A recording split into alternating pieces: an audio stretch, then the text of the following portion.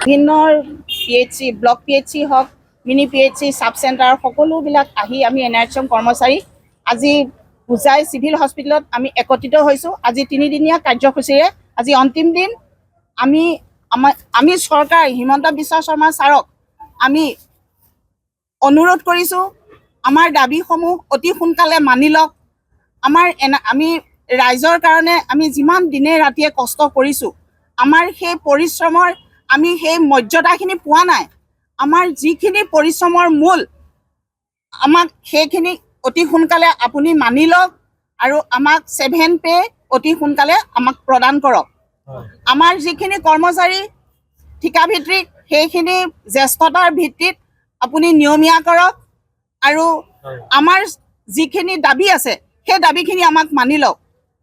স্বাস্থ্য বিভাগৰ অধীনত খালী হৈ থকা স্থায়ী পদসমূহ লগতে নতুনকৈ পদ সৃষ্টি কৰা বিশেষ নিযুক্তি প্ৰক্ৰিয়াৰ জৰিয়তে ৰাষ্ট্ৰীয় স্বাস্থ্য অভিযান অসমৰ অধীনত বছৰ বছৰ ধৰি কৰ্মত ঠিকাভিত্তিক কৰ্মচাৰীসকলৰ দৰমহা সুৰক্ষিত সহ নিযুক্তি দিব লাগে।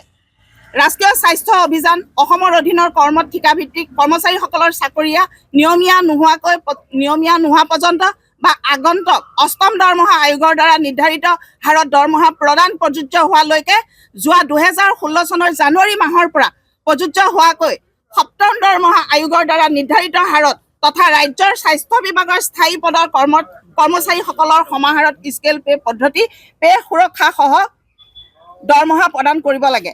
লগতে স্থায়ী কৰ্মচাৰী সমাহাৰত অন্যান্য সা সুবিধাসমূহ যেনে পেঞ্চন, গ্ৰেজুৱেটি, ডেথ বেনিফিট, বিভিন্ন ছুটিৰ সুবিধা, মুখ্যমন্ত্ৰী লোকসেৱা আৰোগ্য যোজনা আৰু ৰেহাই সূতৰ হাৰত আপোন ঘৰ আপোন বাহন স্কিমসমূহৰ দৰে অন্যান্য বেংক লোন তথা সুবিধাসমূহ উপলব্ধ কৰাব লাগে।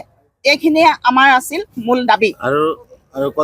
যেনেদৰে আমাক মানে মন ভাল লগাবৰ কাৰণেই নে কি নাজানো, তেওঁ তেতিয়াই কৈছিল কোভিড যোদ্ধাত যিমান NRHM কৰ্মীয়ে কষ্ট কৰিছে সেই কষ্টক তেওঁলোকে মানে নিয়মীয়াকৰণ কৰিম। তেওঁ নিজেই বিধানসভাত 2016 চনৰ বিধানসভাৰ মজিয়াত তেওঁ নিজেই কৈছিলে।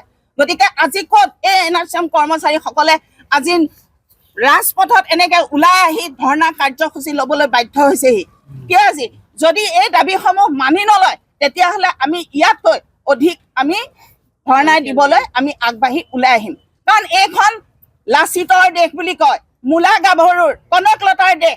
সেইদৰে আমাৰ গাত কনকলতাৰ তেজ আছে, মূলা গাভৰুৰ তেজ আছে। যদি আমাৰ এই দাবীসমূহ মানি লয় তেন্তে আমি দিছপুৰত ইয়াতকৈ আৰু জংকী আন্দোলন কৰিবলৈ আমি বাধ্য হ'ম। 3 নম্বৰ ডেজ পৰিছে। আমি আগতেও বহুত ধৰ্ণা কৰি আছোঁ। আমাৰ NRHMৰ যিখিনি দাবী আছিলে সেইখিনি বহুত তেওঁলোকক মেমৰিডাম দিয়া হৈছে, চচলত ধৰ্ণা দিয়া হৈছে। তাৰপিছত তেওঁলোকে আমাক মানে কোনো দাবী মানি নল'লে। সেইকাৰণে আজি 3 দিন ধৰি আমি নিজৰ চিভিলত আজি মানে কৰ্মবিৰতি পালন কৰিবলৈ বাধ্য হৈছোঁ।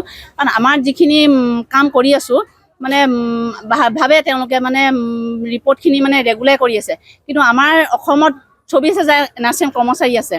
কিন্তু এই NRHM কৰ্মচাৰীখিনি আমি যিখিনি ৰিপৰ্টিং কাম কৰি আছোঁ আজি তেওঁলোকে 3 দিনত দেখা পাব, কিন্তু ৰেগুলাৰনে আমাৰ NRHM কৰ্মীয়ে কৰি আছে।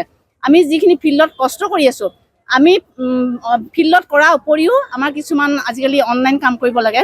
আমি 24 ঘণ্টাৰ ভিতৰত 5 ঘণ্টাও সময় নাপাওঁ, কিন্তু ইমানখিনি ৰিপৰ্টিঙৰ আমাক কাম প্ৰেছাৰ দিছে। তাৰ কামৰ বিনিময়ত আমাক দৰমহা বহুত কমকৈ দি আছে।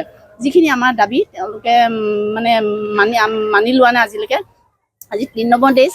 আজি যদি আমাৰ 3 নম্বৰ ডেজৰ পিছত তেওঁলোকে যদি দাবী মানি নলয় পিছত আমি জংকী আন্দোলন কৰিবলৈ বাধ্য হ'ম।